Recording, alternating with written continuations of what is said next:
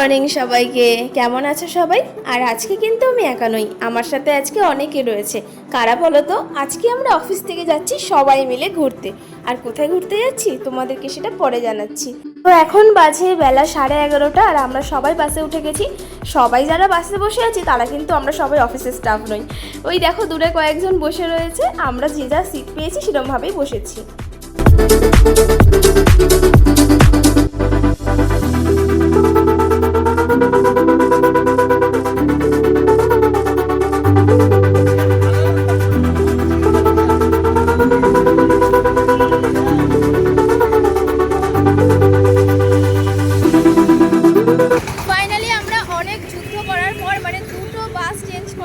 আমরা ইকো পার্কে চলে এসেছি আর আমরা এখন যাবো হচ্ছে গেট নাম্বার 1-এ। কারণ কি, এটা আমরা ইউটিউবে রিসার্চ করে এসেছি যে নাম্বার 1-এ কী কী আছে। কারণ যতবারই এসেছি ততবার একই গেটে ঢুকেছি আর একই জিনিস দেখেছি, তাই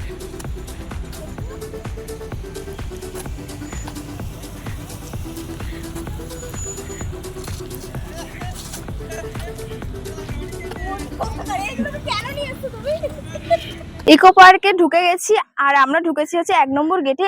এতটা রোদ আর এত গরম না, মানে আমাদের ভুলই হয়েছে আজকে আসার।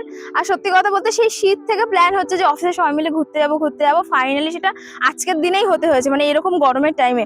আর আজকে আমাদের ইকো পার্কটা মনে হয় আসাটা মনে হয় ভাগ্যে খুব একটা ভালো নেই, কারণ কি দুটো বাস আমাদের চেঞ্জ করে আসতে হয়েছে।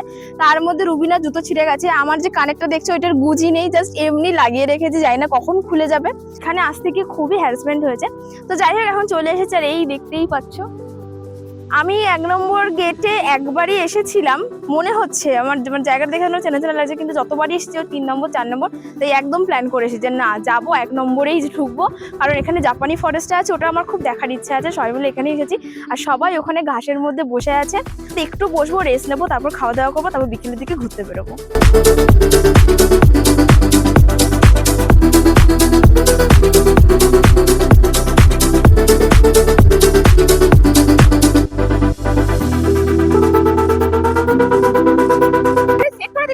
হ্যাঁ করে দিয়েছি, এই হাই করে দিয়েছে ওই তো জ্যোতিদা। সত্যি আমি ব্লগ বানাচ্ছি, তার মাঝে পেছন থেকে বলে বলো আমি বাথরুমে যাচ্ছি।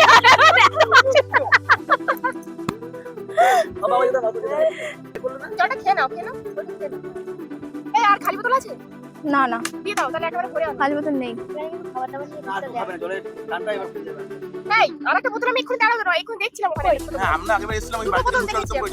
ঢুকতে দিয়েছিল চালদম করে, সবাই ওখানে বসে খাচ্ছে। মাংস ভাত দিয়েছিলাম স্কুলে, আমি স্কুলে এসেছিলাম যখন এর করে সবাই ওখানে পেতে সবাই বললাম পিকনিক করে সবাই খাচ্ছে। আমি শীতকালে এসেছিলাম, মানে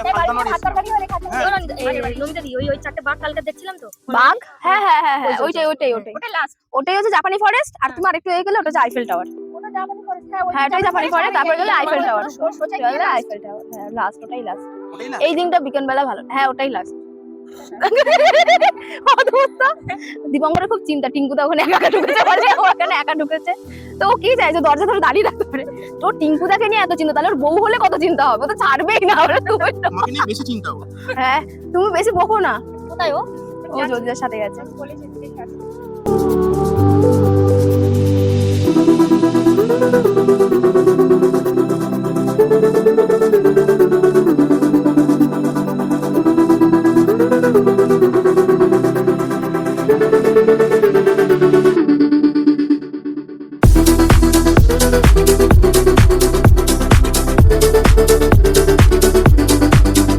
তো অনেক আড্ডা, অনেক গল্প আমরা করে নিয়েছি আর এখন বাজছে 3:30। তো সবার খিদে পেয়ে গেছে। আর এখানটাতে আমাদের অর্ডার দেওয়া হয়েছিল যে এত প্লেট আপনারা রেডি করুন, আমরা আসছি 1 ঘন্টার মধ্যে। তো ওরা ফোন করে জানালো যে সবকিছু রেডি আছে, আপনারা আসতে পারেন। তো তাই জন্যই ভাবলাম যে অনেক লেট হয়ে গেছে, চলো খাওয়া দাওয়া করা যাক। তো এখানে এসেছি, ওই যে দূরে তোমরা এটা দেখতে পাচ্ছ এই রেস্টুরেন্টটা, এখানটায় আমরা খাচ্ছি। এটা হচ্ছে 1 নম্বর গেটে। তোমরা যদি কেউ 1 নম্বর গেটে আসো তাহলে তোমরা এখান থেকে খেতে পারো। তো খাবার পরে বলতে পারবো যে খাবারের কোয়ালিটি বা দাম কিরকম কি আছে সেটা তোমাদের বলবো। তো ভীষণ খিদে পেয়েছে, এখন ঝটপট করে খেতে যাবো। আর বাকিরা না, এখানে আমরা বেশ কয়েকজন চলে এসেছি আর বাকি 2-3 জন রনি দ্বারা ওরা সব ওখানে ফটো তুলছে। এত খিদে পেয়ে গেছে, ওদেরকে বলছে আসতে, ওরা এখন আসছে না। আসলে সবাই অনেকদিন পরে বেরিয়েছে, তাই খুব মজা করছে সবাই।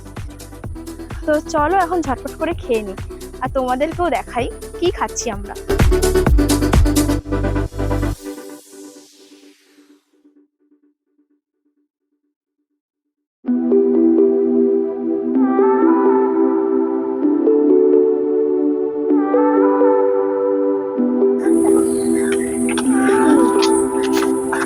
হাতটা করে নাচে।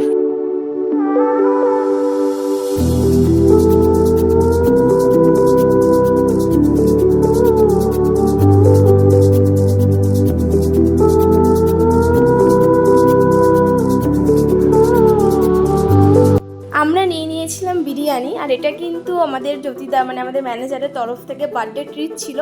বার্থডে আগেই চলে গেছিলো, তো এটা পরে একসাথে ঘোরা আর ট্রিটটা একসাথে ছিল। তো বিরিয়ানিটা তোমরা কোয়ান্টিটি দেখতেই পেলে অনেকটা পরিমাণ ছিল, আর খেতে কিন্তু যথেষ্ট স্পাইসি ছিল। আর পার প্লেট বিরিয়ানি পড়েছিল 150 করে।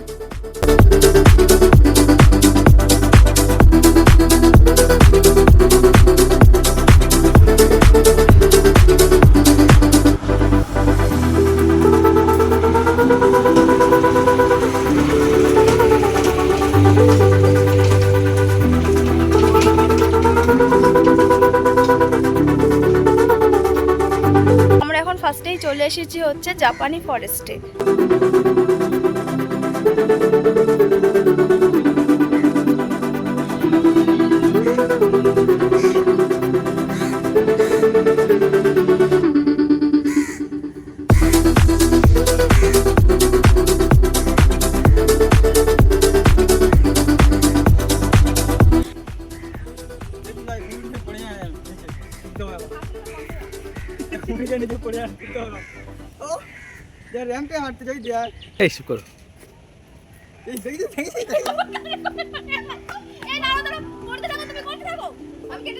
হয়ে গেছে আমার, বন্ধ করে দিয়েছিলাম পড়ে যাওয়ার সময় তো বন্ধ করে দিলাম। আবার স্টার্ট করো।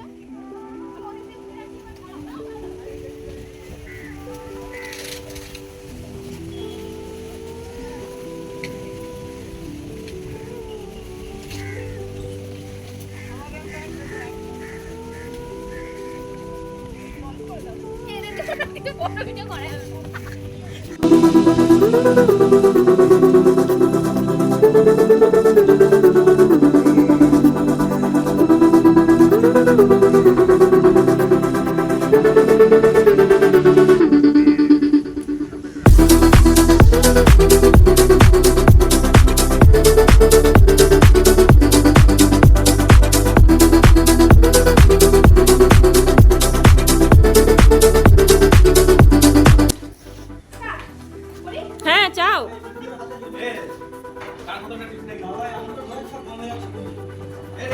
ওর গায়ে শক্তি নেই।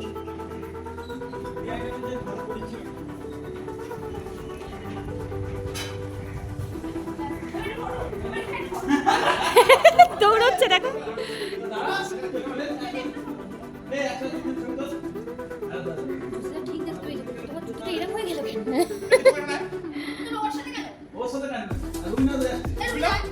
এটা কি পুরোটা ভিডিও হবে?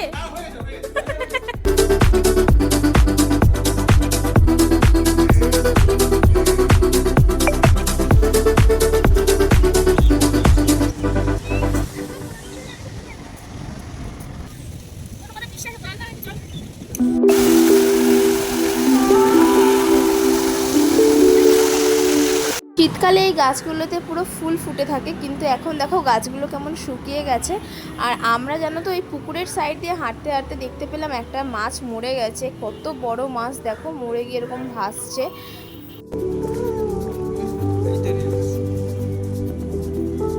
আমরা এখন 1 নম্বর গেটের থেকে 2 নম্বর গেটের দিকে যাচ্ছি, আর যাওয়ার রাস্তাতেই কিন্তু এইগুলো পড়বে।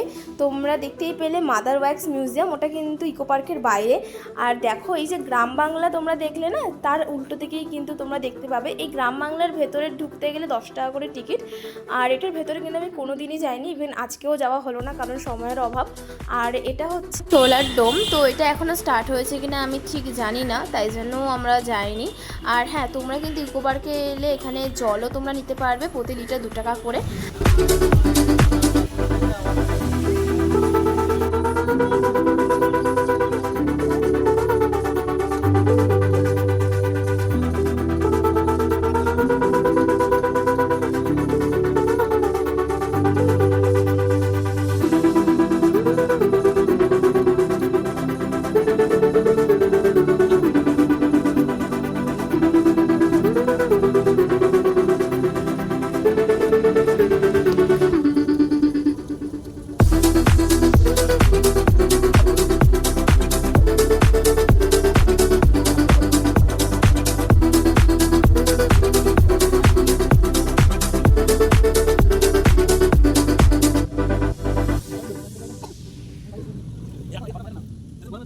ওয়েদারে বিকেলবেলা যে আমরা এখানে বসে আছি, এত ঠান্ডা হাওয়া আর এত শান্তি লাগছে তোমাদেরকে বলে বোঝাতে পারবো।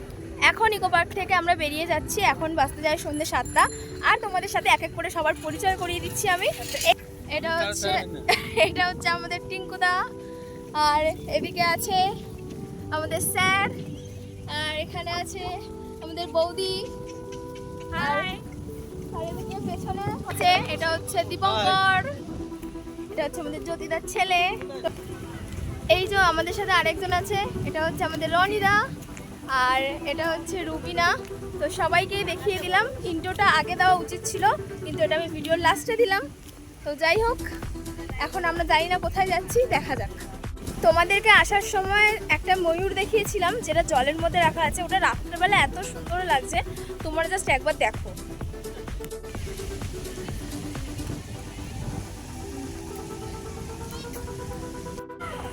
প্রায় 8টা বাজতে যায়, আর এখন আমরা সবাই ইকো পার্ক থেকে বেরিয়ে যাচ্ছি। তো এত সুন্দর হাওয়া লাগছিল, খুব ইচ্ছা করছিল বসে থাকি, কিন্তু কিছু করার নেই। তো এখন ইকো পার্ক থেকে বেরিয়ে যাচ্ছি। এখন আছি আমরা ইকো পার্কের সাবওয়েতে, যেটা রাস্তা আমাদের ক্রস করতে হবে, তারপর আমাদের কিছু গাড়ি ধরতে হবে। আর এখান থেকে তো বাস সেরকম কিছু পাওয়াও যায় না, তাই জন্য দেখতে হবে যে কিভাবে যাব।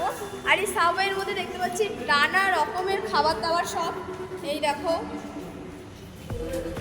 কিন্তু আমার দেখেও খেতে ইচ্ছা করছে না, কারণ প্রচণ্ড গরম, তাই খাওয়ার ইচ্ছেটাই নেই। তো যাই হোক, ব্লগটা আমি এখানে শেষ করবো, দেখা হবে নেক্সট ব্লগে। ততক্ষণ জন্য টাটা।